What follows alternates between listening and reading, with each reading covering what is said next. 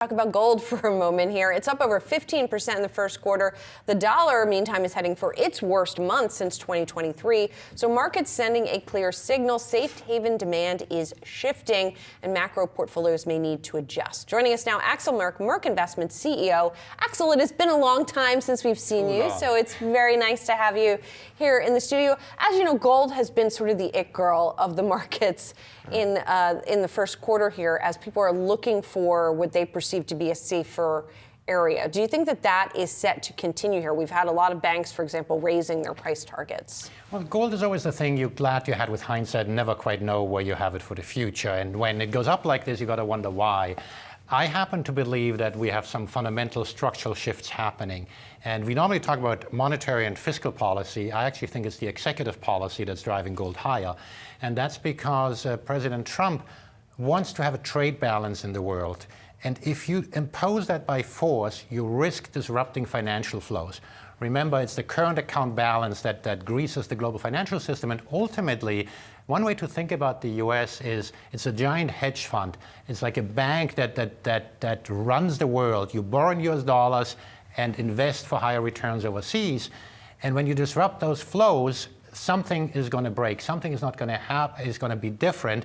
And remember, we have a tremendous deficit, fiscal deficit. So we got to finance that somehow.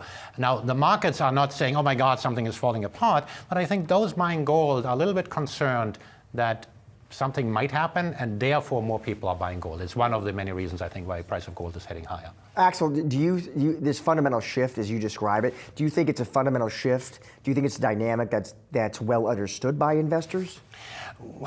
Well, the market is smarter than I am. But the market isn't taking these concerns as seriously as I am. It doesn't mean they don't understand it. They might just say, hey, Mr. Trump is not dogmatic. He takes 2 steps forward, 1 back, and 1 side, and it's going to play out differently. And so in that sense, the market might be doing the rational things. I tend to be early and try to kind of project what might happen way down the road with these dynamics. I predicted the financial crisis in 2005, right? And even if those who predicted it didn't necessarily make money, the rules of the games were changing. So, and it's not like gold is the only answer to these issues, but gold is on the margin a beneficiary. Just as when the dollar started to be weaponized, central banks didn't suddenly take all the dollar out and put it all into gold, but gold benefits from this trend. And so it's just on the margin. I think one should be cognizant of these things. And if people believe those risks are significant enough, they may want to think what to do about them. We talked to an investor earlier today who said if you are concerned about inflation, for example, and you want to hedge, it doesn't necessarily make the most sense to just buy gold, rather buy a basket of, say, metals or materials. Is that, do you think, another good way to approach this? Well, I'm a simpleton. Gold is the purest of these metals, right? It's the purest reflection of the mania of our policymakers. When you go to silver already, there's industrial use, so the dynamics become more complex. In general, when there's light inflation, well, of course, right? Assets tend to move higher. And so it really depends on the specific things. Right now we're talking about stagflation, again, in the news, right? And the reason why stagflation is not a one-time thing that happened in the aftermath of the inflation push had before is because the politically attractive thing may not be the economically sound one. Remember, President Trump called for lower interest rates in reaction to tariffs. Well, tariffs are a supply shock. If you lower interest rates, you're going to cause more inflation. But politically, it would be suicidal to say, no, the Federal Reserve should hike rates. Right? So it is when you have this unstable environment, the odds of something going wrong are just higher because the political dynamics just take you off into very, very peculiar quarters. Axel, you said a moment ago gold's going higher. How much higher, Axel? Did I say that? I said that I'm a known insider buyer, so I might be biased. Clearly, gold has had an excellent run, right? I don't know what the price of gold is going to do tomorrow. I will sell my gold when policymakers come to their senses. And I don't talk about trade policy. President Trump can do whatever he wants on that. I'm talking about the bigger issues, the fiscal sustainability, entitlement reform. I don't see that on the table. Right? What's happening on Doge is all good, cutting some expenses, but to me that's more in the popcorn bucket. It's wonderful to watch that unfold, and of course it's meaningful to potentially cut some significant amounts, but in order to get the interests of the government aligned with the interests of the people, government finances need to be sustainable. And so I look at it in the long run. And if we have a repeat of the 70s, gold could go substantially higher, but nothing repeats verbatim, right? The history rhymes, it doesn't repeat itself.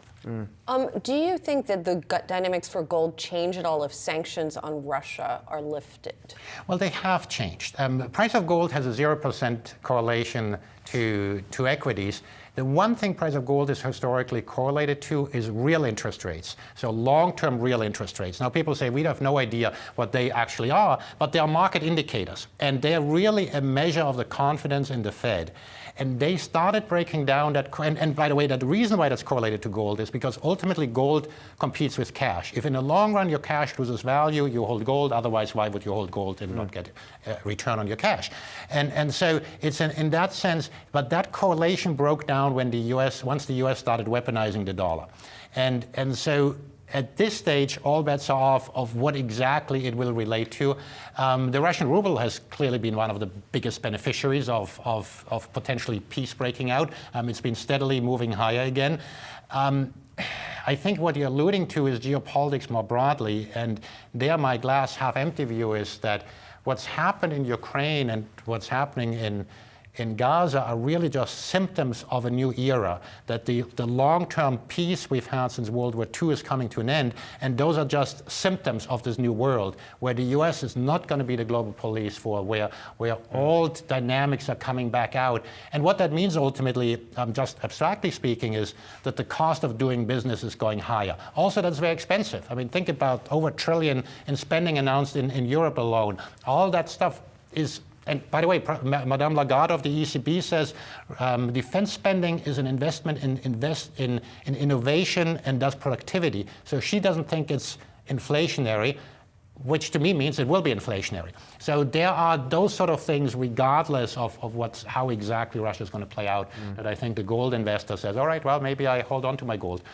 Yeah, and if you're waiting for that entitlement reform in the US, as you say, you'll be holding your gold for a long time. Axel, it's great to see you. Thanks so much for coming in. Appreciate it.